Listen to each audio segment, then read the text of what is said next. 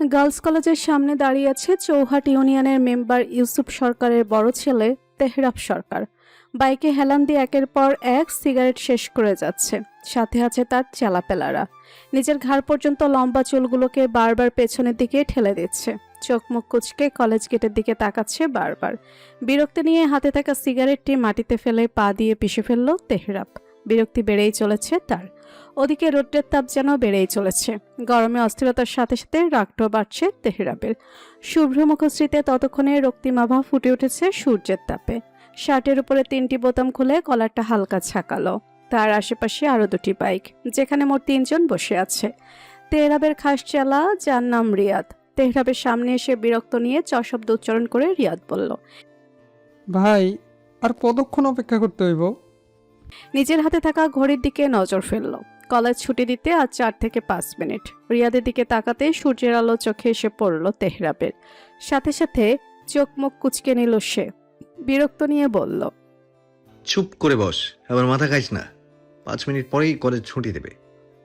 তেহরাবের কথায় মাথা নাড়িয়ে রিয়াদ নিজের বাইকে গিয়ে বসল। পকেট থেকে একটি সেন্টার ফ্রুট বের করে মুখে দিল তেহরাব।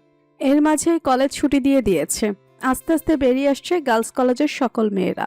এত এত নারী মুখশ্রীর মাঝে তেহরাব খুঁজে বেড়াচ্ছে তার একান্ত নারীকে, তার এলোকেশীকে।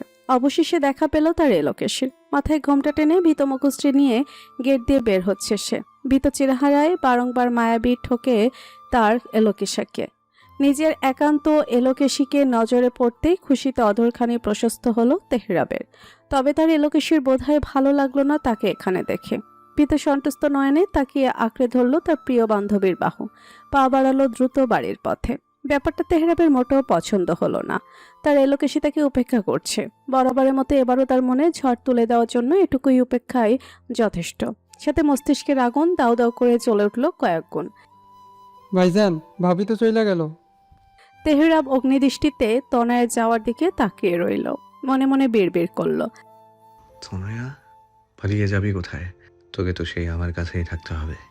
তুই যে আমার নসিবেই আছিস। তোকে জাস্ট একবার পেয়ে নেই আমি। তোর কপালে দুঃখ আছে এরও বেশি। মস্তিষ্কে জ্বলতে থাকা আগুন আরো বৃদ্ধি পেল যখন পেছন থেকে তেহরাবের বন্ধু ফাহিম বলে উঠল, দোস্ত সামনে দেখ, ওই স্যারটা। তেহরাবের কর্ণে ফাহিমের কথা পৌঁছানোর সাথে সাথে সে গেটের দিকে তাকায়। দেখতে পায় সাহিলকে ফর্মাল গেটআপে কলেজ গেট দিয়ে বের হচ্ছে। একে দেখে দ্বিতীয় দফায় মেজাজ বিগড়ালো তার। অধরে বাঁকা হাসি ফুটিয়ে রিয়াদ আর ওর বন্ধুদের ইশারা করলো স্যারের কাছে যাওয়ার জন্য।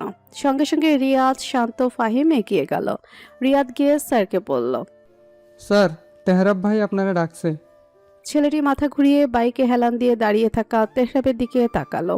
একে সে চেনে। মেম্বারের বড় ছেলে এর আগে পাশের কলেজের এক ছেলেকে সেই পিটান পিটিয়েছিল, তাও সকলের সামনে। সে ছেলেটি তো মার খেয়ে এখনো হাসপাতালে, কিন্তু এই ছেলে তাকে কেন ডাকছে? প্রশ্ন কৌতূহল নিজের মাঝে চেপে ওদের সাথে এগিয়ে এলো তেহরাবের কাছে। সাহিল তেহরাবের সামনে এসে দাঁড়াতে তেহরাব সোজা হয়ে দাঁড়ায়। সেন্টার ফ্রুট চিবুতে চিবুতে সাহিলের আগাগোড়া পর্যবেক্ষণ করে। অতঃপর সাহিলের কলার ঠিক করে দিতে দিতে বলে, তা মাস্টার মশাই, বিয়ে করার খুব তাড়া বুঝি? তেহরাবের কথার মানে সাহিল বুঝল না। বুড়ুকুচকে জিজ্ঞেস করলো, মানে ঠিক বুঝলাম না।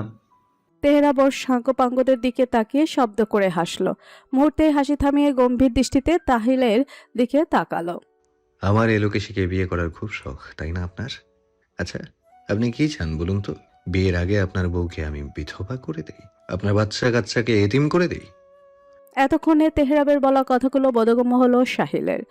গতকাল তার মা বাবাকে তাকে নিয়ে মেয়ে দেখতে গিয়েছিল, আর দুর্ভাগ্যবশত দিয়ে দেখে সে তার ছাটিকেই দেখতে এসেছে, তাও পাত্রী হিসেবে। তার কথাই কি তবে তেহরাব বলছে? সাহিল নিজের কলার থেকে তেহরাবের হাতটা নামিয়ে বলল, বিয়ে করার তারা তো লেগেছে বটে, কিন্তু তুমি এত উত্তেজিত হচ্ছ কেন? তেহরাবের চোখ অস্বাভাবিক রকম রক্তিম বর্ণ ধারণ করছে। বাম হাত দিয়ে নিজের ঘাড় ঘষতে ঘষতে বলে, বিয়ে করবেন ভালো কথা, আমার এলোকেশীর দিকে নজর দেন কেন? দুনিয়াতে মেয়ের অভাব পড়েছে মিয়া। আর কোনোদিন যদি দেখেছি আপনাকে আমার এলোকেশী বা তার বাড়ির আশেপাশে, আই প্রমিস পরের দিন আপনার বাপ মা আপনার লাশ খুঁজে পাবে আমাদের বালিয়া ব্রিজের নিচে। সাহেল এমনিতেও তনয়াকে বিয়ে করতো না। সে তো তার বাবা মার চাপে শুধু দেখতে গিয়েছিল, কারণ সে অন্য কাউকে ভালোবাসে। প্রায় 4 বছর সম্পর্ক তাদের। তার মধ্যে এই তেহরাবের সাথে ঝামেলায় জড়াতে চায় না সে। এই ছেলে কে দিয়ে কোন ভরসা নেই তার। ঝগড়ুটে ভকাটে উশৃঙ্খল ছেলে, যে সারাদিন নিজের সাঙ্গপাঙ্গ নিয়ে ঘুরে বেড়ায়। পড়ালেখায় কাজকর্ম করে কিনা কে জানে। বয়স তো 24-25-এর ঘরে, তবে একে গ্রামে টুটু করা ছাড়া আর কোনো কাজে দেখা যায় না। ওহো, দেখা যায়। যেখানেই ঝামেলা সেখানেই তেহরাব সরকার, আর এই গ্রামের নিরাপত্তা খাচ্ছে তেহরাব সরকার। এই সরকার মানেই ঝামেলা। চিন্তা করো না, আমি এমনিতেও তয়নাকে বিয়ে করব না। তেহরাব তার সাঙ্গপাঙ্গদের চলে আসতে বলে ইশারার মাধ্যমে। অতঃপর সাহিলের কাঁধে হাত রেখে বলে, তাই মঙ্গল আপনার জন্য আর আমার জন্য। যান যান, বাড়ি যান। সাহিল বিরক্ত নিয়ে দীর্ঘশ্বাস ফেলে প্রস্থান করে। বাইকে হেলান দিয়ে আবার পকেট থেকে সিগারেট বের করে তেহরাব। সিগারেট ঠোঁটে চেপে রিয়াদকে বলে। তোর কলেজ নেই? রিয়াদ মাথা চুলকে বলে। কালকে থেকে যামু, ভাল লাগে না পড়ালেখা। তেহরাব গম্ভীর মুখে সিগারেটে টান দিচ্ছে। পেছন থেকে শান্ত রিয়াদকে বলে, তুই পিচ্ছি মানুষ হয়ে আমাদের টিমে থেকে কি করিস বলতো? লাভ কি তোর? রিয়াদ ভাব নিয়ে বলে। এই দুনিয়ায় স্বার্থ ছাড়া কেউ কিছু করে শান্ত ভাই? রিয়াদের কথা শুনে শান্ত ও ফাহিম চোখ মুখ কুচকে রিয়াদের দিকে তাকালো। ফাহিম প্রশ্ন করলো। তোর আবার স্বার্থ কি? রিয়াদ বাঁকা হেসে বলে, আমার স্বার্থ ভাবির ছোট বোন আর ভাইয়ের একমাত্র শালিকা। রিয়াদের কথা শুনে ফাহিম আর শান্ত টাসকে খেয়ে দাঁড়িয়ে আছে। হঠাৎ বাইক স্টার্ট দেওয়ার শব্দ কানে আসতেই সবাই তেহরাবের দিকে তাকায়। তেহরাব কাউকে কিছু না বলে গম্ভীর মুখ নিয়ে চলে যায় বাইক নিয়ে। রিয়াদ তম্পা খেয়ে পেছন থেকে চেঁচিয়ে বলে, আরে ভাই, আমাকে নিয়ে যাও। তাড়াহুড়ো করে বাড়ি এসেছে তনায়া। এই মেম্বারের ছেলের ভয়ে অতিষ্ঠ সে। তনায়ার মা তানিয়া উঠান ঝাড়ু দিচ্ছে। টিনের বাড়ি, চারপাশে আম, কাঁঠাল ও নিম গাছ। টিনের গেট খুলে তনায়া বাড়িতে আসতেই তানিয়া ঝাড়ু দিতে দিতে বলল, গোসল করে খেয়ে নে যা। তনায় কিছু না বলে দ্রুত নিজের ঘরে চলে আসলো। ব্যাগটা কাঁধ থেকে নামিয়ে বিছানায় বসলো। বড় বড় করে কয়েকবার শ্বাস নিল সে। কিছুই ভালো লাগছে না তার। এই মেম্বারের ছেলেটা পথে ঘাটে এসে তার রাস্তা আটকায়। সে কি বুঝে না গ্রামের লোক এসব দেখলে তার নিন্দা করবে? মাথা থেকে ওড়না ফেলে নীল রঙের 3 পিস নিয়ে বাইরে আসলো তনয়া। তাদের গোসলখানাটা বাইরে, তার উপর চাপকাল। কলপারে আসতেই দেখে এক বালতি পানি ভরে রাখা। নিশ্চয়ই তার মা ভরে রেখেছে। স্মিত হাসলো তনয়া। দ্রুত গোসল শেষ করলো। ভেজা কাপড়গুলো উঠানে বাঁধা তারে মেলে বারান্দায় গিয়ে দাঁড়ালো। এখন একটু শান্তি লাগছে। এখানে দাঁড়িয়ে আছিস কেন? ভাত খেয়ে নে। তানিয়ার হাতে এক বোল কাঁচা আম। গতরাতে ঝড় হয়েছে বিধায় এই ছোট ছোট আমগুলো পড়ে গেছে। চিলেকোঠার রুম থেকে রান্নাঘরে নিয়ে যাচ্ছে সেগুলো। হয়তো আচার বানাবে। মূর্তির মতো দাঁড়িয়ে না থেকে খেয়ে আয়। আমগুলো ছিলে দে, আম সত্ত্ব বানাবো। তনয়া মাথা নাড়িয়ে খাবার রুমে চলে আসে। টেবিলে ভাত বেড়ে রাখা, সাথে রুই মাছ ভাজা আর ডাল। দ্রুত খাওয়া দাওয়া শেষ করে চলে আসলো রান্নাঘরে। তানিয়া আম ছিলছে। তনয়া বসলো পাশে। আমার কাছে দাও। তানিয়া দেয় না, উল্টো মুখ গম্ভীর করে নিজের মতো কাজ করতে লাগে। তানিয়া ভুরু কুচকালো। হঠাৎ তার মায়ের হলো কি? আম্মু কি হয়েছে? কিছু নিয়ে রেগে আছো? তানিয়ার হাত থেমে যায়। কিছুক্ষণ নিচের দিকে তাকিয়ে তরায়ের দিকে তাকায়। থমথমে গলায় বলে, মলি কালকে রাতে কোনো এক ছেলের সাথে পালিয়ে গেছে। মান সম্মান শেষ একদম। মায়ের মুখে এমন কথা শুনে আহাম্মকের ন্যায় তাকিয়ে থাকে তনায়া। মলি তার ছোট খালার মেয়ে, সবে 9-এ উঠেছে। এর মাঝে এসব। অবশ্য মনে মনে কিছুটা খুশিও হলো তনায়া, কারণ তার ছোট খালা প্রতিবার তাদের বাড়িতে আসলেই একটি কথা বলে, তার মায়ের কান ভাঙাতো। মাইয়া বড় হয়েছে আপা, বিয়ে দিয়ে দাও। এখনকার মাইয়াগো ভরসা আছে? কখন কার লগে কেসা কইরা ভাগ্যা যায়। এখন তো তার মেয়েই ভেগে গেছে। আনমনে ফট করে হেসে ফেলে তনয়া। তার খেয়ালই নেই তার সামনে যে তার মা বসা। তানিয়া আর চোখে তনয়ের দিকে তাকালো। তনয়া হাসি থামিয়ে মাথা নিচু করে ফেললো।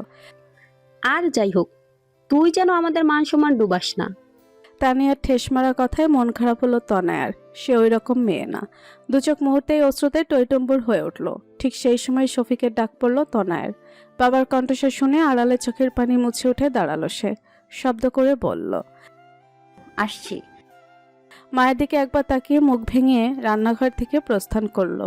দৌড় লাগালো বসার ঘরের দিকে। মোট 4টি রুম। একটিতে মেহমান আসলে বসতেও থাকতে দেওয়া হয়। দুটি বেডরুম আর একটি চিলে কোঠা, যেখানে খাবার রাখা হয়। বসার ঘরের দরজার সামনে আসতেই পা জোড়া থেমে যায় তনয়ের। সোফাতে পেছন ঘুরে বসে থাকা লোকটার মুখ না দেখলেও ঠিক চিনতে পেরে গেছে সে। শুকনো ঢোক গেল তনয়া। এই তেহরাব এখানে কি করছে? তনয়া খেয়াল করলো তার বাবা ও তেহরাব গুরুতর কিছু বিষয় নিয়ে আলোচনা করছে। কিন্তু তেহরাবের সাথে তার বাবার কিসের দরকার? নানা রকম প্রশ্ন মাথায় ঘুরপাক খাচ্ছে তনয়ার। এর মাঝে শফিক বলে উঠল, ওখানে দাঁড়িয়ে আছিস কেন? নাস্তা পানি নিয়ে আয়। শফিকের দৃষ্টি অনুসরণ করে তেহরাব পেছনে তাকায়, গম্ভীর গলায় বলায়, কিছু লাগবে না, শুধু এক গ্লাস ঠান্ডা পানি নিয়ে আয়। তনয়া দ্রুত মাথা নাড়িয়ে চলে গেল। নিজের নখ কামড়াতে কামড়াতে খাবার রুমে চলে আসলো। জগে পানি নেই, এখন আবার কল চাপতে হবে। ঠোঁট উল্টে বিরক্তি নিয়ে কলপাড়ে আসে তনয়া। এসে দেখে তেহরাব দাঁড়িয়ে আছে। তনয়ার দিকে গম্ভীর দৃষ্টিতে তাকিয়ে গম্ভীর কণ্ঠে বলে, কল চাপ, আমি হাত মুখ ধুবো। তনয়া বাধ্য মেয়ের মতো চোখ পাশে রেখে কল চাপতে লাগলো। তেহরাব বেশ লম্বা হওয়ায় তাকে ঝুঁকে হাত মুখ ধুতে হচ্ছে। তার উপর শার্টের উপরে বোতামগুলো খোলা, যার কারণে তেহরাব যতবার নিচু হচ্ছে ততবার তনয়ার নজর পড়ছে তেহরাবের লোম ও শিন ফর্সা বুকের দিকে। পুরুষালী শক্ত গড়নের দেহে শার্টটা চিপকে আছে। তনয়া না চাইতেও তার চোখ বারবার চলে যাচ্ছে তেহরাবের দৃশ্যমান বুকে। তেহরাবের নজরে পড়লো বিষয়টা। ভুরুকুচকে সোজা হয়ে দাঁড়ালো সে। আমার মতো সুদর্শন জামাই পেলে স্বয়ং মিস ইউনিভার্স পর্যন্ত রাত দিন তাকিয়ে থাকবে। আর তুই তো সেখানে গ্রামের পীরে কামেল ঝটিকা। তেহরাবের কথা শুনে তনয় হতভম্বার নয় তার দিকে তাকিয়ে রইল। হ্যাঁ, এটা ঠিক, তেহরাব দেখতে বেশ সুদর্শন।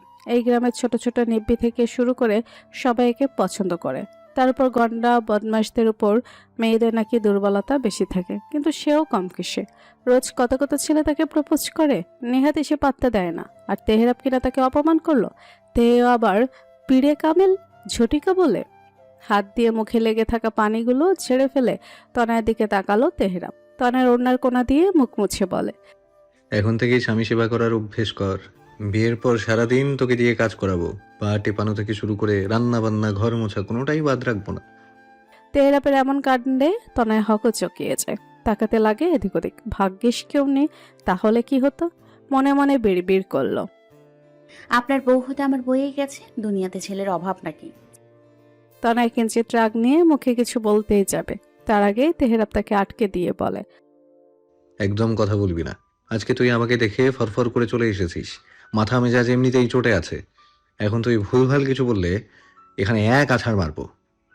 তনয় চুপ হয়ে যায়, জগটা হাতে নিয়ে পানি ভরতে থাকে। তেহরাব পেছনে দাঁড়িয়ে তনয়কে উদ্দেশ্য করে বলে, আজকে তোকে একদম নীল পরীর মতো লাগছে রুকেশি। তেহরাবের হাসকি স্বরে বলা কথাটি শুনে তনয়া জমে যায়। কিছু তো আছে ওই নামে, যে নামে ডাকলে তার অন্যরকম শিহরণ কাজ করে। এলোকেশি কি আছে এই নামে? গা শীতল করার শব্দ, না না চাইতেও বারবার অন্যরকম অনুভূতি। ডানা মেলতে চায় যখন তেহরাবের কণ্ঠে এই নামটি শুনে তনয়া, কিন্তু না, সেটা করতে পারে না। সে তার মা বাবার বিরুদ্ধে যাবে না, এমন কোনো কাজ করবে না যার জন্য তার বাবা কষ্ট পাক বা সম্মান নষ্ট হোক। তনয় জগ হাতে নিয়ে তেহরাবকে পাশ কাটিয়ে চলে যায়। তেহরাব সেদিকে তাকিয়ে ফিসফিস করে বলে, কেন বুঝিস না আমাকে এলোকেশি? তোর জন্য এতটা পথ পাড়ি দিয়ে আসলাম, পড়ে রইলাম এই টুটু বন্দরে, আর তুই কিনা আমাকে অবজ্ঞা করিস। আপনার ভাই বলে ছাড় দেব না। আমি যখন বলেছি আপনার টাকা আপনি ফিরে পাবেন, মানে পাবেন। তেহরাবের কথায় মনোবল বাড়ল শফিকের। নিজের আপন ভাই নিজের টাকা হাতিয়ে নিয়েছে। রফিক ইসলাম আর শফিক ইসলাম দুই ভাই। শফিক ছোট আর রফিক বড়। জায়গা জমি সবকিছুতেই ঠকিয়েছে শফিককে। এরপর বাবা মারা যাওয়ার পর পুরো পেনশনের টাকাটাও রফিক নিয়ে গেছে। শফিক প্রাইমারি স্কুলের একজন শিক্ষক, শান্তিপ্রিয় একজন ব্যক্তি। মাসখানেক ধরে টাকা নিয়ে দ্বন্দ্ব চলছে দুই ভাইয়ের মাঝে। আজ হঠাৎ তেহরাবের সাথে প্রতিমধ্যে দেখা। এই ছেলের সম্বন্ধে গ্রামের লোকেরা কখনো খারাপ বলতে পারবে না, কারণ মারপিটে হলেও সবাইকে সব কাজে সাহায্য করে আসছে তেহরাব। তার যত অশান্তি তা হলো পাশের গ্রামের কিছু ছেলেদের সাথে। ছাত্রদলের ছেলেপেলেরা সব কাজে সে বাধা দেয়, আর তেহরাব এই জিনিসটাই মানতে পারে না। শুরু হয় ঝামেলা ঝঞ্ঝাট। আচ্ছা বাবা, আমি জানি তুমি সব ভালোভাবে সামলে নেবে। তেহরাব গম্ভীর মুখে তাকিয়ে রইল। হুট করে বলে ওঠে, একটা সিগারেট দিন তো কাকা। শফিক হতবাক হয়ে তাকালো তেহরাবের দিকে। নিজের শিক্ষকের কাছে সিগারেট চাইছে এই ছেলে। অবশ্য সম্পর্কে শিক্ষক হলেও এ ছেলেকে দিয়ে কখনো স্যার বলাতে পারেনি সে। শফিক থমথমে গলায় বলে, আমি সিগারেট খাই না। তেহরাব পকেট থেকে লাইটার বের করতে করতে বলে। আমিও খাই না, পান করি, এবার দিন। তেহরাবের কথায় চকমক কুচকে শফিক বলে। এসব খাওয়া ভালো না। নাটক কম করুন শ্বশুর মশাই। শফিক ভুরু কুচকাল। শেষের কথাটা স্পষ্ট কানে বাজছে। কি বলল তেহরাব? কি বললে? তেহরাব উঠে দাঁড়ালো। শফিকের শার্টের পকেটে থাকা সিগারেটটা হাতে নিয়ে আগুন জ্বালালো। এক টান দিয়ে বলল। আজকে সিগারেট ফেলে আসতে মনে ছিল না নাকি? এই যাত্রায় আমার বউয়ের শাশুড়ির একমাত্র ছেলের শ্বশুরকে তার শাশুড়ির হাত থেকে বাঁচিয়ে দিলাম। থাক, ধন্যবাদ লাগবে না। তেহরাবের ঘোরানো পেঁচানো কথা মাথায় ঢুকলো না শফিকের। সাদে কি তাকে সাদাসিধা মানুষ বলে? হাতের আঙুলে বাইকের চাবি ঘোরাতে ঘোরাতে বাইরে চলে আসলো তেহরাব। দেখলো তনয়াও নিজের রুম থেকে ব্যাগ নিয়ে বের হচ্ছে। প্রাইভেট যাবে বোধহয়। তেহরাবকে এগিয়ে দিতে শফিকও বের হচ্ছিল। তেহরাব সিগারেট টান দিতে দিতে তনয়ের দিকে তাকিয়ে বলে। প্রাইভেটে যাবি? তনয় শুকনো ঢোক গিলে মাথা নাড়ে। তেহরাব আবার হাঁটা ধরে। আয়, আমি পৌঁছে দিচ্ছি। তনয় রাখি দায়ে গোল গোল হয়ে যায়। তাকায় শফিকের দিকে। সে হাত ঘড়ির দিকে তাকিয়ে বলে। ওর সাথে যা তাহলে, আমি তাহলে বানিয়ে যাই, তোর ফুপুরা আসবে। তনয় হ্যাঁ না কিছু বলার আগেই শফিকও বেরিয়ে গেল গেট দিয়ে। তনয়া পড়ে গেল মহাফেস্তাতে। তেহরাবের সাথে সে যাবে, তাও আবার একই বাইকে। ভাবতেই বুকটা ধুকভুক করছে তনয়ের। ওখানে দাঁড়িয়ে থাকবি নাকি আমি আসবো? তনয় দৌড় গেট পেরিয়ে রাস্তায় চলে আসে। এই ছেলেকে দিয়ে ভরসা নেই।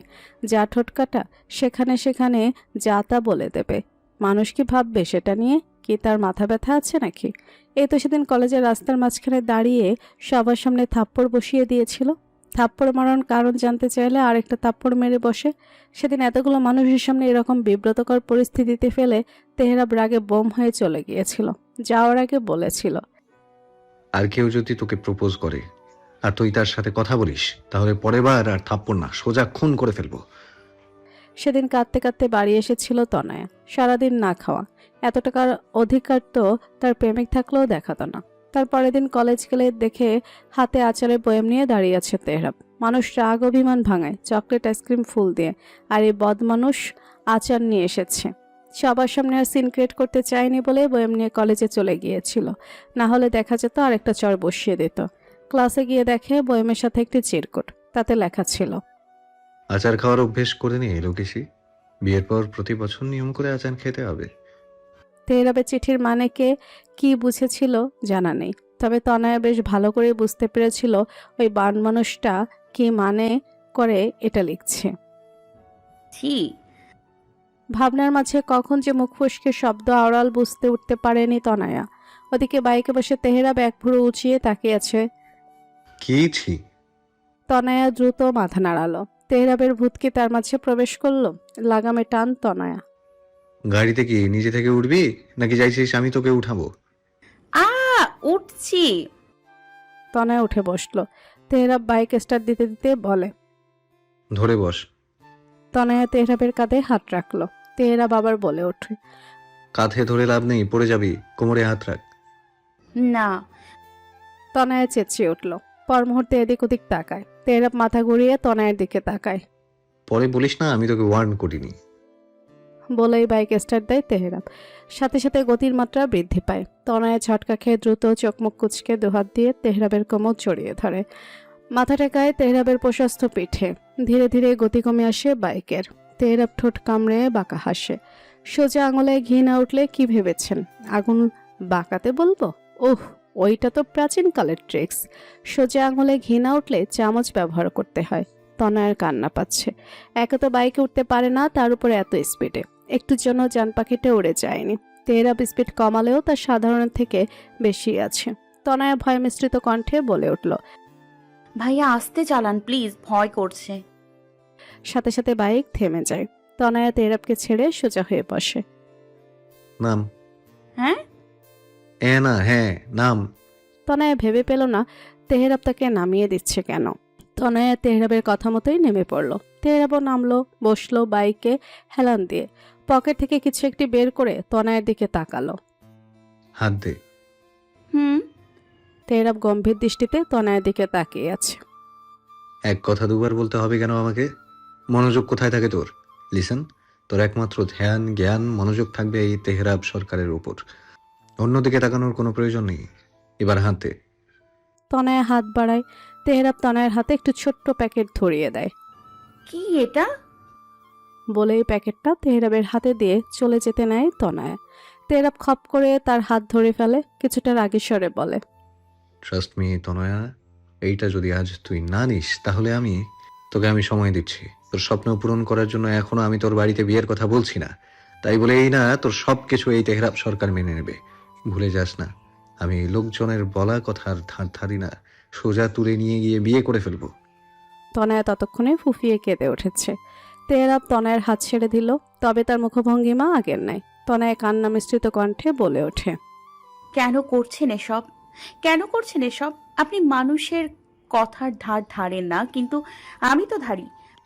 কে ধরতে বলেছে তোকে? তনয়া নিজের চোখের পানি মুছতে মুছতে বলে, আপনি একটা ভুল করলে 2 দিন পর সবাই সেটা ভুলে যাবে, কিন্তু আমি বা আমরা একটা সমাজে বাস করি। আমাদের কাছে মূল্যবান বলতেই মান সম্মান, যাতে এক বিন্দু কালি লাগুক আমরা চাই না। তেহরাব বুঝতে পারে না তনয়া কেন বারবার এই কথা বলে। সে তো তনয়াকে সসম্মানে নিজের ঘরে তুলতে চায়, তাতেও কেন এই মেয়ে রাজি হয় না। যা বলবি সোজাসুজি বল। তনয়া নিজের কান্না থামিয়ে বলে, আপনাদের সাথে আমাদের কোনো দিক দিয়েই যায় না। প্রথমত আপনার পরিবারই সব থেকে বড় বাধা হয়ে দাঁড়াবে। আর যদি মেনেও নেই, মানুষ কি বলবে জানেন? বলবে আমি বড়লোক ছেলে ফাঁসিয়ে বিয়ে করছি। আমার পরিবারকে তারা লোভী বলতেও দুবার ভাববে না। আপনাদের কিচ্ছু হবে না, বিশ্বাস করুন। তবে সারা জীবন নিচু হয়ে থাকতে হবে আমার মা বাবাকে। আমি চাই না আমার মা বাবার অসম্মান হোক। দরকার পড়লে আমাদের থেকে নিচু ঘরে বিয়ে করব। পুরোটা বলার আগেই কথা আটকে যায় তনয়ের। যাবেই বা না কেন। তেহরাব তার শক্তপোক্ত হাত দিয়ে চেপে ধরেছে তনয়ের গাল, কপালের রগগুলো ফুলে উঠেছে ইতিমধ্যে। মেরে ফেলবো, একদম মেরে ফেলবো। এই মুখে অন্য কাউকে বিয়ে করার কথা উচ্চারণ করার ভুল করবি না Tanaya. Trust me, I will kill you. তনয়কে ছেড়ে দেয় তেহরাব, দাঁতে দাঁত চেপে বলে, আমাকে আর 5টা প্রেমিক পুরুষের মতো ভেবে থাকলে ভাবনা পাল্টা। এইসব সো কল্ড মানুষের কথা গায়ে মেখে সারা জীবন আফসোস যন্ত্রণা নিয়ে বেঁচে থাকার ছেলে আমি না। যা আমার তা আমার, পেয়ে গেলে আলহামদুলিল্লাহ, না হলে ছিনিয়ে নিতেও দুবার ভাববো না। তনয়কে কাঁদতে দেখে তেহরাব তাচ্ছিল্য হাসে। তোর ওপর নির্ভর করছে তোর ভবিষ্যৎ কেমন হবে, কারণ তুই যেই গল্পের নায়িকা, আমি সেই গল্পের খলনায়ক। তুই খুঁজছিস সভ্য পুরুষ, কিন্তু তোর কপালে লেখা এই অসভ্য তেহরাব সরকার। তনয়া মাথা নিচু করে কাঁদছে। কেন এই ছেলেটা এত পাগলামি করে? কেন বুঝে না তারা এক হতে পারে না? তেহরাব একটা রিক্সা দাঁড় করায়, তনয়ার দিকে তাকিয়ে গম্ভীর গলায় আদেশ করে, আজকে ছেড়ে দিচ্ছি বলে ভাবিস না তুই মুক্তি পাচ্ছিস। রাগে চোখ মুখ লাল হয়ে আছে তেহরাবের, কপালের রগ ফুলে উঠেছে। দ্রুত বাইকে চেপে বসল। মুহূর্তের মধ্যেই চলে গেল দৃষ্টির বাইরে। তনয়া এক পলক সেদিকে তাকিয়ে রিক্সায় উঠে বসলো। রিক্সাওয়ালাকে গাড়ি ঘোরাতে বলল। এখন সে কিছুতেই প্রাইভেটে যেতে পারবে না, বাড়িতে চলে আসাই ভালো। দরজা বন্ধ করে হাঁটুতে মুখ গুজে বসে আছে তনয়া। প্যাকেটটা কিছু সময় আগে খুলেছে, সেখানে একজোড়া নূপুর। মায়ের নজরে পড়লে 101টা প্রশ্ন করবে। এসব ঝামেলা ঝাঁটি ভালো লাগছে না তনয়ার। নূপুর জোড়া ব্যাগে রেখে দিল সে। নিজের অজান্তেই অনুভূতির লেনদেন করে ফেলছে সে। এই ছেলেটার পাগলামি, ভালোবাসা, মায়ায় নিজেকেও জড়িয়ে ফেলছে সে, কিন্তু এটা সম্ভব না, কখনোই না। কেন আসলেন আমার জীবনে? কেন এত ভালোবাসছেন আমাকে? আমি আপনাকে চাই না। দরজায় খটখট আওয়াজ পড়তে দ্রুত নিজেকে স্বাভাবিক করার চেষ্টা করে তনয়া। চোখের পানি মুছে দরজা খুলে দেয়। সাথে সাথে প্রবেশ করে তনয়ার ছোট বোন তানহা। বিরক্ত নিয়ে ব্যাগটা বিছানায় ছুঁড়ে ফেলে নিজেই বসে পড়ে। তনয়া তাকিয়ে থাকে তানহার দিকে। তানহা তনয়ার দিকে তাকিয়ে থাকতে দেখে বলে, ওই বালটা যে আজ বাড়ি আসছে আগে বলিসনি কেন? শালা অসভ্য বজ্জাত, এই তোর বাটপার। তনয়া দরজা দিয়ে বাইরে তাকায়। ফুফি আর ফুফাতো ভাই শিহাব এসেছে। তনয়ার মন মেজাজ এমনিতেই ভালো নেই, তাই তানহার সাথে কথা বাড়ালো না। বসে পড়ল পড়ার টেবিলের সামনের চেয়ারে। তানহা পেছন থেকে তনয়ার গলা জড়িয়ে ধরে। মন খারাপ? তনয়া হাত ছাড়িয়ে বই বের করলো। সামনের মাসে এসএসসি পরীক্ষা, এখন পড়াশোনায় মনোযোগ দেওয়াই উত্তম। তারপর বিজ্ঞান বিভাগ। তানহা কি আর সেই মেয়ে? সে বই বন্ধ করে তনয়ের সামনে দাঁড়ায়, ভুরু নাচিয়ে হেসে বলে, কি ব্যাপার बहन, जीजाजी के साथ झगड़ा हुआ है? তানহার ভুলভাল হিন্দি আর কথা শুনে তনয় চোখ কটমট করে তার দিকে তাকায়। তানহা ঠোঁট উল্টে সরে দাঁড়ায়। আমি তো মজা করছিলাম, রাগ করিস কেন? বাইরে শপিং মলের রাস্তা, তোর হয়েছেটা কি? তনয়ের বিরক্ত লাগছে, কিন্তু এই মুহূর্তে তানহাকে কোনো জবাব না দিলে এই মেয়ে আরো বকবক করবে, যা এই মুহূর্তে তনয়া চাইছে না। তাই বই খুলতে খুলতে জবাব দিল। সামনে পরীক্ষা, তাই চাপে আছি। ফ্রেশ হয়ে খেয়ে দিয়ে পড়তে বস। তোর না সামনে টেস্ট এক্সাম, এবার ফেল করলে এসএসসি দিতে দেবে না, মনে রাখিস। সোজা বিয়ে দিয়ে বিদায় করবে। তানহা ডোন্ট কেয়ার ভাব নিয়ে আলমারির কাছে চলে যায়। পড়াশোনার থেকে বিয়ে করে সংসার করা ভালো। আমার এইসব পড়াশোনা ভালো লাগে না, মাকে বলে বিয়েটা দিয়ে দে। তনয়া কলমদানি থেকে একটি কলম নিয়ে তানহার দিকে ছুঁড়ে মারে। তানহা হাসতে হাসতে রুম থেকে বেরিয়ে যায়। আছরের আজান দিয়েছে মাত্র। ভারী মেজাজ নিয়ে বাইক থেকে নেমে বাড়িতে ঢুকলো তেহরাব। ড্রয়িং রুমে ইউসুফ আর কিছু রাজনৈতিক নেতাদের নিয়ে বৈঠক বসেছে। তেহরাব পাশ কাটিয়ে উপরে চলে যায়। সেদিকে আর চোখে একবার তাকে ইউসুফ বিরক্তিকর শ্বাস ছেড়ে নিজের আলোচনায় মনোযোগ দেয়। নিজের ঘরে এসে শব্দ করে দরজা লাগিয়ে দিল তেহরাব। মাথা কাজ করছে না তার, ঘাড়ের রগগুলো ফুলে উঠেছে। মেয়েটা কেন তাকে বোঝার চেষ্টা করছে না। ফুল স্পিডে ফ্যান দিয়ে উপরের দিকে মুখ করে হাত পা ছড়িয়ে বিছানায় শুয়ে পড়ল সে। আপাতত ভেতরে জ্বলন্ত আগ্নেয়গিরি শান্ত করতে হবে। চোখ বন্ধ করে শুয়ে রইল বেশ কয়েক মিনিট। দরজায় খটখট আওয়াজ পেয়ে চোখ খুলল তেহরাব। মাথাটা যন্ত্রণা করছে তার। আঙ্গুল দিয়ে কপাল চেপে ধরে দরজার কাছে এগিয়ে গেল। দরজা খুলতেই বাইরে দাঁড়িয়ে থাকা তাসলিমা বিরক্তিকর কণ্ঠে বলে উঠল, আজ কি কুকাম করে আসছিস? যা, তোর বাবা ডাকছে। তেহরাব দাঁড়িয়ে রইল। আপাতত সে নিজেই ভাবছে আজ সে কি করছে। না, আজ তো কোনো অকাম কুকাম করেনি। কি রে? তেহরাবের চেহারায় ফুটে উঠল একরাশ বিরক্তি। কণ্ঠ প্রকাশ পেল কিছুটা। তোমার স্বামীকে তুমি জিজ্ঞেস করো গিয়ে কি করেছি। আমার মাথা ধরেছে, মেজাজ এমনিতেই গরম।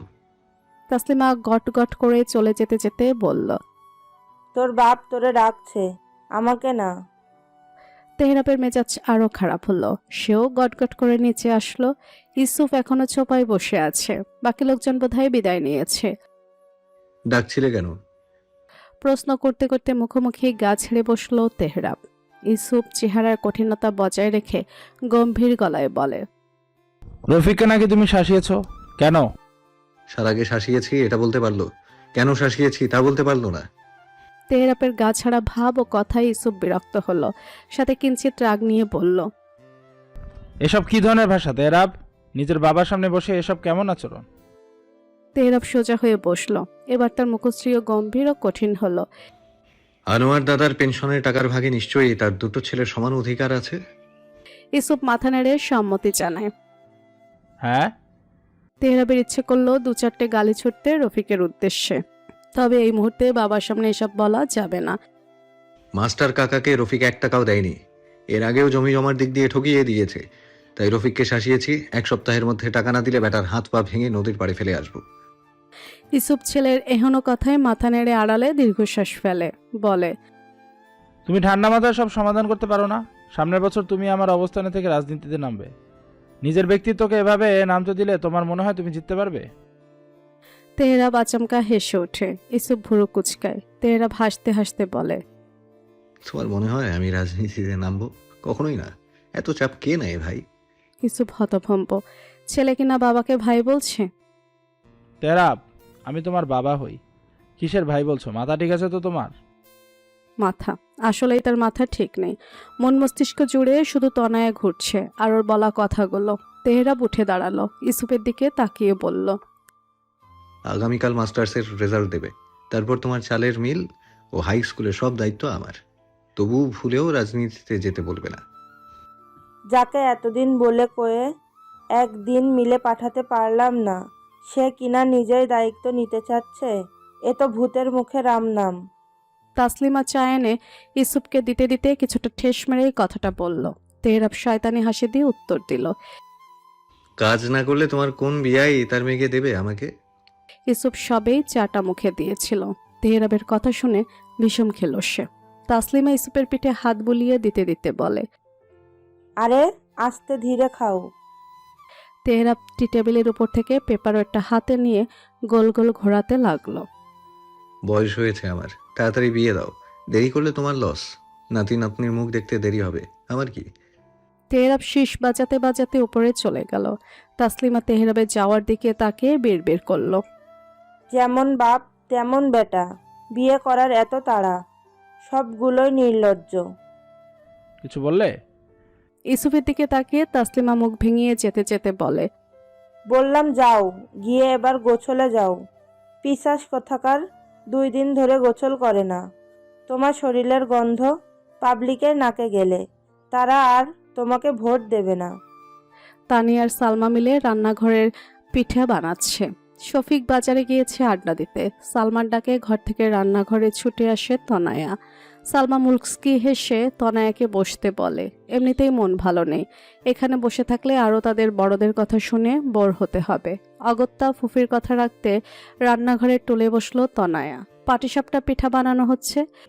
তানিয়া, একটা প্লেট দে তো। তানিয়া কাচের ফাঁকে মুচকি হেসে প্লেট সালমার দিকে এগিয়ে দিল।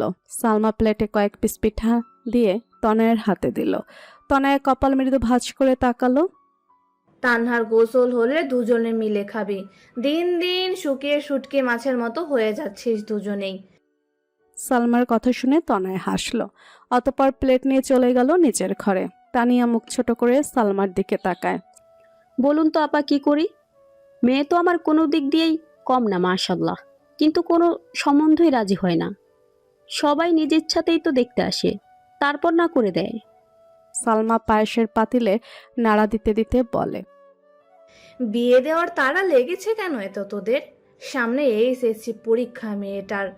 আমার মেয়েটাকে বেশি মনে হলে দিয়ে দে আমাকে।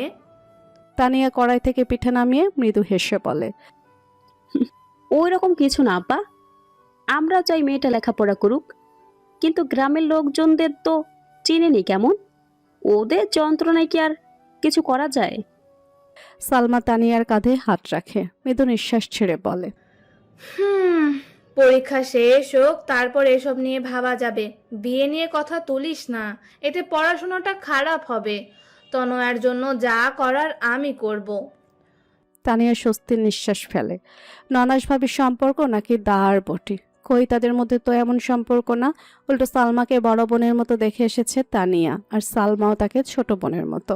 তানিয়া যে কোনো কাজ করার আগে নিজের বোনেদের না বলে সালমাকে বলে, ভালো মন্দ সব।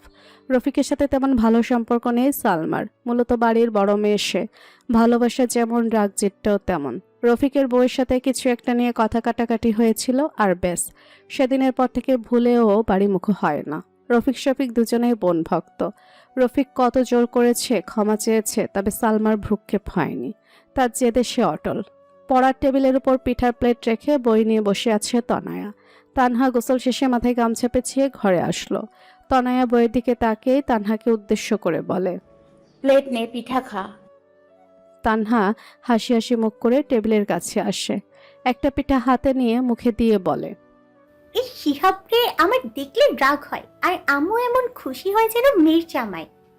তনয়া বই থেকে মাথা উঠিয়ে তানহার দিকে তাকালো, ঠান্ডা গলায় জিজ্ঞেস করলো, শিহাব ভাই তোকে কি করেছে যে তাকে দেখলে তোর রাগ হয়? তানহা আপনা আপনি মুখ ভেঙে বিরক্তিকর কণ্ঠে বলে, এত ভদ্র শান্তশিষ্ট ছেলে আমার পছন্দ না, পুরাই খ্যাত লাগে। তনয়া কপাল কুঁচকে তানহার মাথায় চাটি মারে। কথা বাদ দিয়ে পড়তে বস নিপি, তোর তো পছন্দ হবে গুন্ডা মাস্তান ছাপড়ি ছেলেদের।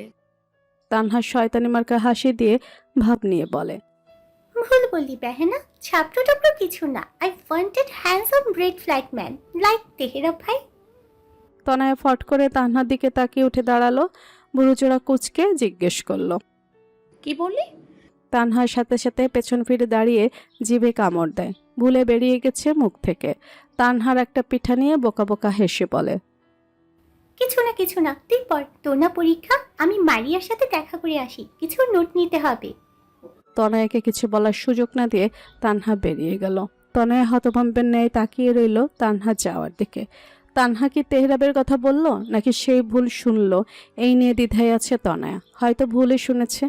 মানুষটা যা সব করে বেড়াচ্ছে, সব কিছুতেই তেহরাবকে দেখাতে পায় তনয়া। লোকটা কি বুঝে না তার এই পাগলামো? ভালোবাসাটা কি উক্তি তনয়াকে দুর্বল করে তুলছে, যন্ত্রণা দিচ্ছে তনয়াকে, মন ও মস্তিষ্কের লড়াই তাকে ভালো থাকতে দিচ্ছে না। মাথার চুল চেপে বসে পড়ে চেয়ারে, ফোনটা হাতে নেয়। আননোন নাম্বার থেকে 22 বার মিসড কল। হকচকিয়ে গেল তনয়া। তনয়া জানে এটা নিশ্চয়ই তেহরাবের নতুন নাম্বার। এই নিয়ে 4টা নাম্বার ব্লক করেছে। এই নিয়ে 5 বার নতুন সিম দিয়ে কল করছে। এসব যদি তানিয়ার চোখে পড়ে সে নিশ্চয়ই ভুল বুঝবে। সব থেকে বড় কথা, কষ্ট পাবে। ভাবনার মাঝপথে বেঘাত ঘটিয়ে রিং বেজে উঠল ফোনের। সে আননোন নাম্বার। কি করবে বুঝতে পারছে না। কল কেটে যাওয়ার সাথে সাথে টুং করে মেসেজ আসলো। শেষবার কল করছি, এবার না ধরলে তোদের বাড়ি চলে আসবো। মেসেজটা পড়তেই শুকনো ঢোক গিলল তনয়া। তাকালো দরজার বাইরে। আপাতত কেউ নেই। অমনি রিং বেজে উঠল। কাপা কাপা হাতে কল রিসিভ করে কানে ধরল তনয়া।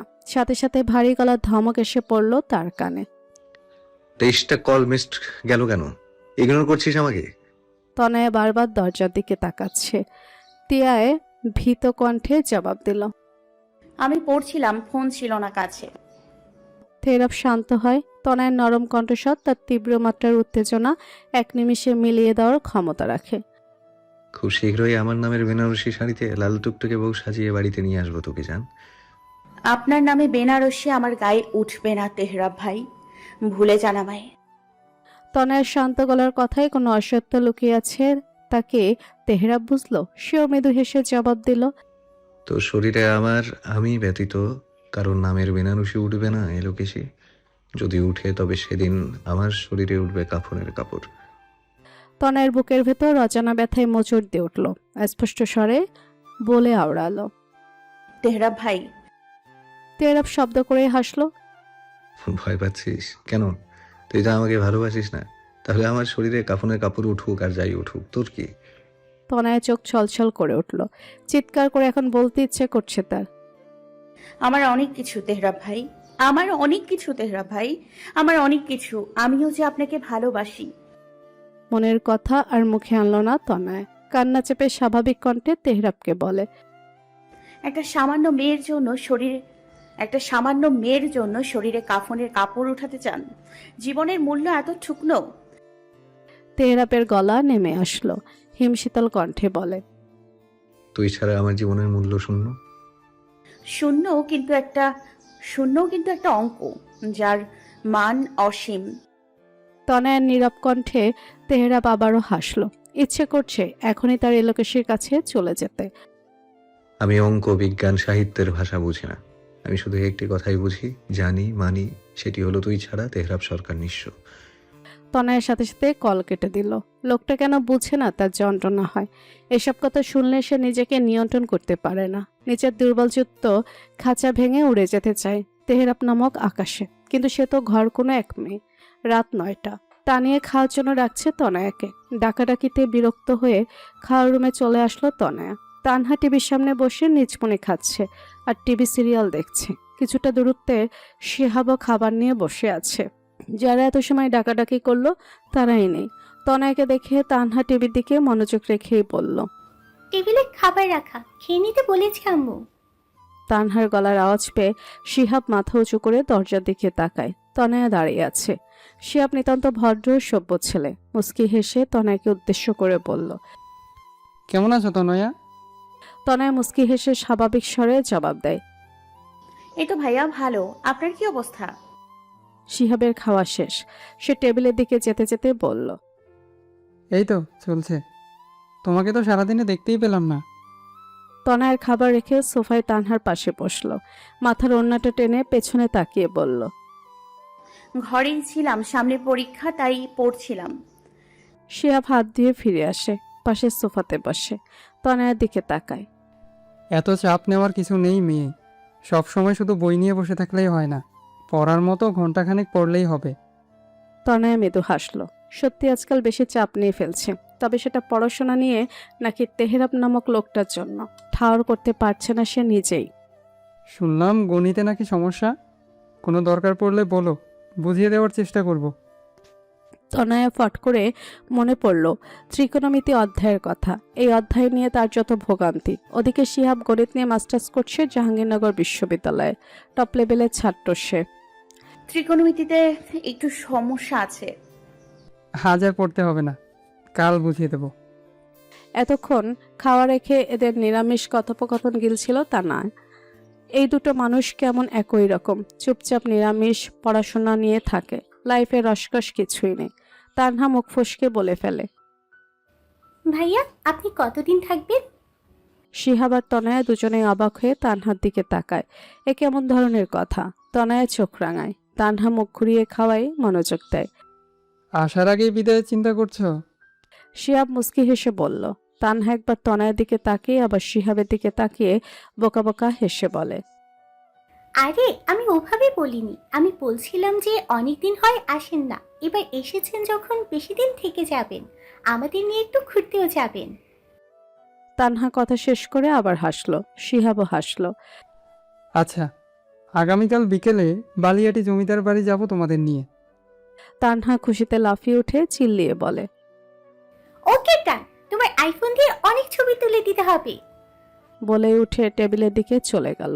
শিহাব ঠোঁট টিপে হাসলো, হাসলে তার গালে টোল পড়ে। বিষয়টা লক্ষ্য করলো তনয়া। ছেলেটা শ্যাম বর্ণের, চেহারায় অন্যরকম একটা মায়া মায়া ভাব আছে।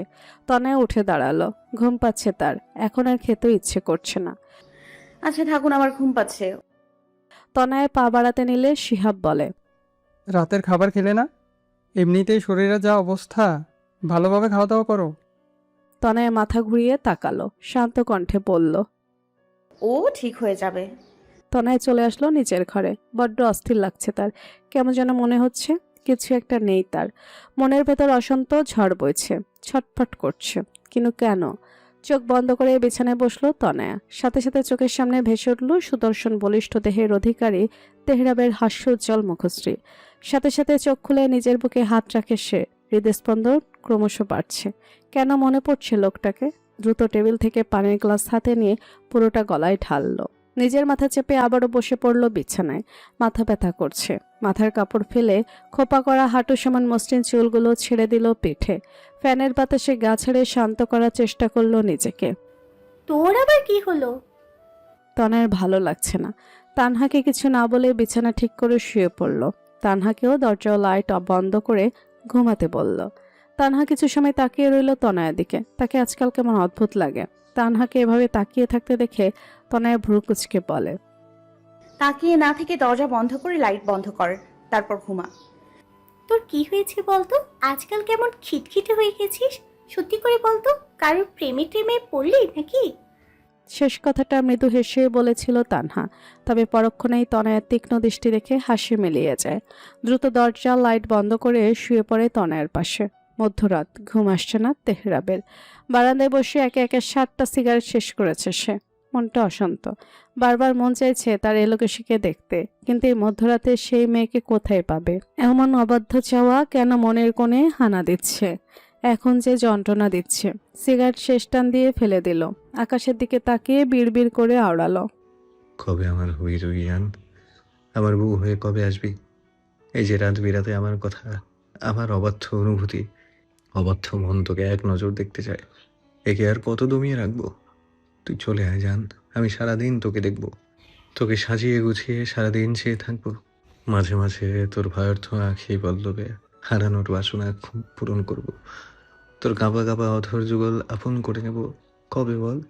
মাথা এলিয়ে দিল বেতের দোলনায়। বড্ড অস্থির লাগছে। মন বলছে এই মুহূর্তে তার এলোকেশিকে না দেখতে পেলে সে তৃষ্ণায় মরে যাবে।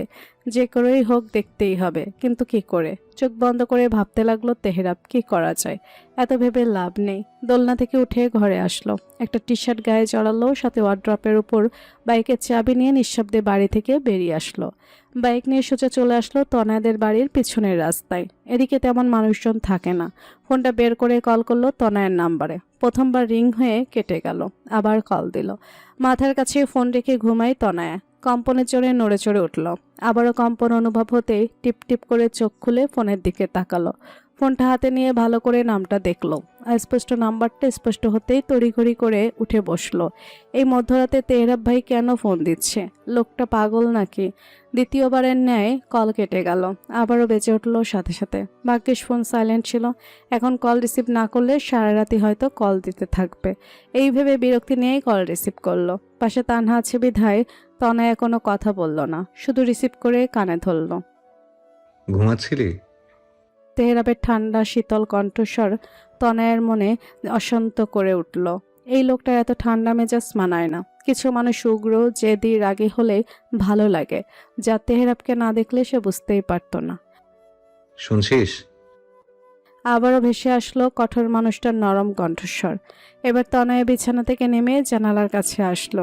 মিনমিনে মৃদু গলায় ভীত কণ্ঠে বলে, এত রাতে ফোন কেন দিয়েছেন? বাইরে আয়। তেহরাবের আগের ন্যায় কণ্ঠস্বর। তনয়া ভুরুকুচকে জিজ্ঞেস করে। কি? তেহরাবের কণ্ঠস্বর এবার কিছুটা গম্ভীর হলো। তোদের বাড়ির পেছনের রাস্তায় দাঁড়িয়ে আছি, 2 মিনিটের মধ্যে আমার সামনে দেখতে চাই। তনয়া তৎক্ষণাৎ মৃদু চিৎকার করে বলে ওঠে। অসম্ভব। আকস্মিক শব্দ করে উঠাই নিজেই ভরকে যায় তনয়া। পেছন ফিরে তাকায় তানহার দিকে। এই মেয়ের দুনিয়া আন্ধার হয়ে গেল, ঘুম ভাঙবে না। বুকে হাত দিয়ে স্বস্তির নিঃশ্বাস ফেলে। ঠিক সেই মুহূর্তেই তেহরাবের গম্ভীর কণ্ঠস্বর ভেসে আসে তনয়ার কানে। অসম্ভবকে সম্ভব করতে হয় কি করে আমার জানা আছে। ঠিক 2 মিনিট। যদি তোকে সামনে না পাই, আমি নিজেই চলে আসবো তোর রুমে। মাথা খারাপ হয়েছে আপনার? কি বলছেন এসব? আমাকে বিপদে ফেলতে চাইছেন? তেহরাব হাসে। বিপদের দেখলি কি? আসবি নাকি আমি আসবো? আমি আসলে তোর বুঝতেই পারছিস কি হবে। তনয়া চোখ মুখ কুচকে কিছুক্ষণ চুপ রইল। তেহরাবকে ভরসা নেই, সত্যি সত্যি চলে আসবে। সময় শেষ, আমি আসছি। তনয়া চট করে মাথা নেড়ে বলল। না, আমি আসছি। সাথে সাথে কল কেটে দেয় তনয়া। তেহরাব ঠোঁট টিপে হাসে। তনয়া দ্রুত ফোন বিছানায় রেখে চিন্তিত মুখে দাঁড়িয়ে থাকে কিছুক্ষণ। কি করবে এখন? নিজের নখ কামড়াতে লাগলো তনয়া। তানহার দিকে এক নজর ভালো করে তাকিয়ে মাথায় ওড়না চাপিয়ে সাবধানে রুম থেকে বের হলো সে। বাড়ির পেছনের দিকে তেমন একটা যাওয়া হয় না বিধায় গেটটাও বন্ধ থাকে। তনয়া গেটের তালা খুলে বাইরে বের হলো। অন্ধকারে কিছুই দেখতে পাচ্ছে না। মোবাইলের ফ্ল্যাশ জ্বালিয়ে এদিক ওদিক দেখে। অবশেষে কিছুটা দূরে বিশাল বড় গাব গাছের নিচে বাইকের উপর বসে আছে তেহরাব। তনয়া জিভ দ্বারা ঠোঁট বিছিয়ে নেয়, ভয় করছে তার। এই রাত বেরাতে যদি কেউ দেখে ফেলে তাহলে কি হবে? অবশেষে মাথা নিচু করে এগিয়ে যায় তেহরাবের দিকে। 3 হাত দূরে দাঁড়ায় তনয়া। তেহরাব সিগারেট চেপেছে ঠোঁটে। তনয়া সিগারেটের ধোঁয়া সহ্য হয় না, হাত দিয়ে নাক চেপে ধরল। তা দেখে তেহরাব সিগারেটটা ফেলে দিল। দুজনের মাঝে বিরাজ করছে পিনপতন নীরবতা। নীরবতা ভেঙে তেহরাব শীতল কণ্ঠে বলে ওঠে। আমার দিকে তাকা। তনয়া শুনে না, সে দাঁড়িয়ে থাকে আগের ন্যায় মাথা নিচু করে। তেহরাব আবার বলে। আমার দিকে তাকাতে বলেছি, শুনতে পাসনি? তনয়া শুকনো ঢোক গিলে মাথা উঁচু করে তাকায় তেহরাবের দিকে। তেহরাব তাকিয়ে তাকে এক দৃষ্টিতে তার এলোকেশের দিকে। ভালোবাসি জান, অনেক ভালোবাসি। একটু অপেক্ষা কর, তোকে আমি আমার করেই ছাড়বো। তনয়া নিজের ওড়না খামচে ধরল, চোখ সরিয়ে নিল তেহরাবের দিক থেকে। এসব বলবেন না দয়া করে। তেহরাব মৃদু হাসে। কেন ভালো লাগে না আমাকে? ভালোবাসিস না আমাকে? তনয়া কাপা কাপা গলায় বলে। মনের মানুষ মনেই সুন্দর তেহরাব ভাই। কপালে থাকা মানুষটাকে গ্রহণ করা উচিত। তেহরাবের মুখ শক্ত হয়, ভারী গভীর দৃষ্টিতে তাকিয়ে থাকে। কপালের লেখা খণ্ডাতে সময় লাগে না, মনের মানুষকে কপালে লেখাটাই যুদ্ধ। সে যুদ্ধে জেতা মুশকিল। তনয়ের কথায় তেহরাব ভারাক্রান্ত কণ্ঠে বলে। মুশকিল তবে অসম্ভব না। তনয়া তাকায় তেহরাবের দিকে, মাথা নেড়ে না করে। আমি আপনাকে চাই না তেহরাব ভাই। তেহরাব শান্ত, কিন্তু কেন? তেহরাব শান্ত কণ্ঠে তনয়ের চোখের দিকে তাকিয়ে বলে। তুই আমাকে চাস না, কিন্তু তোর মন, তোর চোখ আমাকে চায়। আর তোর অস্তিত্ব আমার মাঝে, তোকে আমারই হতে হবে। সেখানে বাধা হয়ে যেই আসবে আমি মানব না। তনয়ের গলা ধরে আসছে। কেন পাগলামি করছেন বলুন তো? আমি আপনাকে চাই না, কখনোই চাই না। তেহরাব বাইকে উঠে বসে। কেন পাগলামি করি জানিস? কারণ তোকে ছাড়া আমি বাঁচতে পারবো না। এই যে রাত বিরাতে তোকে এক পলক দেখার তৃষ্ণা আমাকে অশান্ত বানিয়ে ছাড়ে। এই যন্ত্রণা কি বুঝিস তুই? বুঝি তেহরাব ভাই, সেই যন্ত্রণায় যে আমিও পড়ছি, কিন্তু আমার কিছু করার নেই। তনয়ের মনের কথা তেহরাব শুনলো না, জানলো না। তেহরাব বাইক স্টার্ট দিতে দিতে তনয়ের দিকে তাকিয়ে মুস্কি হেসে বলে। তোর জন্য গোটা দুনিয়া ধ্বংস করে ফেলতে পারি, কিন্তু আমাকে ধ্বংস করার জন্য তুই একাই যথেষ্ট। আমি বাঁচতে চাই তনয়া, তোর সাথে বাঁচতে চাই। তেহরাব বাইক স্টার্ট দেয়, চলে যায় দৃষ্টি সীমানার বাইরে। তনয়ের কানে এই কথাই প্রতিফলিত হতে লাগলো। আমি বাঁচতে চাই তনয়া, তোর সাথে বাঁচতে চাই। তনয়ের চোখ বেয়ে গড়িয়ে পড়ল নোনা জল। কেন এই অনুভূতি সৃষ্টি হলো? সে কি পারবে তেহরাবের সাথে বাঁচতে? কেন এই লোকটা এত পাগলামি করে? তার পাগলামিগুলো যে তার রাতের ঘুম কেড়ে নিচ্ছে। আজ কলেজ বন্ধ, আকাশটা আজ পরিষ্কার। সকালে নাস্তা শেষ করে সবাই বসে আছে বারান্দায়, বসে বসে আড্ডা দিচ্ছে। তনয়া কামরাঙা চাকচাক করে কাটছে। তানহা বায়না ধরেছে কামরাঙা মাখা খাবে। ছোট বোনের আবদার মেটাতে বটি নিয়ে বসেছে সে। পাশেই বসে আছে তারিয়া সালমা। দুজনে নিজেদের মধ্যে কথা বলছে। অপরদিকে তানহা বারবার গেটের দিকে তাকাচ্ছে। অপেক্ষায় আছে বাবার শিহাবের। দুজনে গিয়েছে বাজারে, আর তানহা অস্থির হচ্ছে বসে বসে। এত অস্থির না হয়ে রান্নাঘর থেকে লবণ নিয়ে আয় যা। তনয়ের কথায় তানহা গাল ফুলিয়ে বলে, শিহাব্বা আসছে না কেন? বালদাই কি আমাদের সাথে ঘুরতে যাবে না? তনয়া বিরক্ত হয়, কিঞ্চিত রাগও হয়। আম্মু শুনলে পিঠের হাড় একটাও আস্ত থাকবে না। গালি দিচ্ছিস কেন? তানা মুখ ভেঙিয়ে বলে। শুনবে না, অত জোরে বলেছি নাকি? তানহা উঠে গিয়ে রান্নাঘর থেকে নুন নিয়ে এসে তনয়ের কাছে দেয়। হঠাৎ কিছু একটা মনে আসতেই তানহা বলে, আপু, তোর ব্যাগের নুপুর দেখলাম, ওগুলো কার? তনয় চমকে উঠল। তানহা নুপুরগুলো দেখে ফেলেছে। ঠিক এই ভয়টাই পাচ্ছিল তনয়। এখন কি বলবে? তনয় অগ্নিদৃষ্টি নিয়ে তানহার দিকে তাকায়, দাঁতে দাঁত চেপে মৃদু কণ্ঠে বলে, তোকে বলেছি না আমার ব্যাগে হাত দিবি না। তানহা বুড়ো উঁচিয়ে হাসে। কি ব্যাপার বেহেনা, কে দিয়া হ্যাঁ? তনয়া তানহার মাথায় হালকা চড় মারে, নিজের কাজে মনোযোগ দিয়ে বলে, ওইটা আমার না, প্রীতির। খুলে আমার ব্যাগে রেখেছিল, নিতে মনে নেই বোধ হয়। তানহা আফসোসের ন্যায় শ্বাস ফেলল। কোথায় ভেবেছিল তার বোনটা অবশেষে প্রেম টেম করবে, তার একটা দুলাব্র হচ্ছে না, তা না ছাই। তনয়া আর চোখে একবার তানহার দিকে তাকে স্বস্তির নিঃশ্বাস ফেলল। তানহা বিশ্বাস করেছে। বিশ্বাস না করারও কিছু নেই। তানহা জানে তার বোন কখনো মিথ্যা বলে না। নিজের কথার জন্য নিজেই রাগ হচ্ছে তনয়ের। এই তেহরাবের জন্য আর কত মিথ্যে কথা বলতে হবে তাকে? আশ্চর্য। ইতিমধ্যে শফিক ও শিহাব বাড়ি চলে এসেছে। দুজনের হাতেই বাজারের ব্যাগ। তানিয়া এগিয়ে গেল শফিকের কাছে। ইলিশ মাছ এনেছে, সাথে ছোট মাছ। তানহা, ছোট মাছগুলো কেটে দে। মায়ের ফরমাস শুনে নাক ছিটকালো তানহা। চোখ মুখ কুচকে বলে, আমি পারবো না, আমি এখন পড়তে বসবো। তানিয়াকে কিছু বলার সুযোগ না দিয়ে তানহা ড্যাং ড্যাং করতে করতে ঘরে চলে গেল। তানিয়ার রাগে কটমট করে তাকালো, বিড়বিড় করলো, কামচোর একটা, শ্বশুর বাড়ি গিয়ে তো সবই করবি। তানহা যেতেই সালমা এগিয়ে আসলো। ছোট মাছ আমাকে দে, কেটে দিচ্ছি, চল কলপারে। আরে না আপা, আপনার তো কোমর ব্যথা, তনয়ে সাহায্য করে দিবে, আপনি থাকেন। সালমা জোর করে ছোট মাছের ব্যাগটা নিয়ে যেতে যেতে বলে, আমার ভাইয়ের বাড়ি, তুই বললেই আমি শুনবো নাকি? তানিয়ারও আর কি করার, সেও পিছু পিছু কলপারে চলে গেল। শফিক আবারও বাড়ি থেকে বেরিয়ে গেল। শিহাবের হাতের ব্যাগটা শিহাব বারান্দায় রাখলো। তনয়ের কামরাঙা মাখা শেষ। সে ব্যাগটা নিয়ে রান্নাঘরে রেখে আবারও ফিরে আসলো। দেখতে পেল শিহাব এখনো আগের জায়গায় দাঁড়িয়ে আছে। তনয় কৌতূহল বশত জিজ্ঞেস করলো, কিছু লাগবে ভাইয়া? শিহাব তনয়ের দিকে তাকিয়ে স্মিত হেসে মাথা নাড়ল। না লাগবে না, বিকেলে ঘুরতে যাচ্ছ তো? তনয় একটি বাড়িতে শিহাবের জন্য কামরাঙা তুলে তার দিকে এগিয়ে দিল। তানহার ঘরের দিকে ইশারা করে বলল, না গিয়ে উপায় আছে?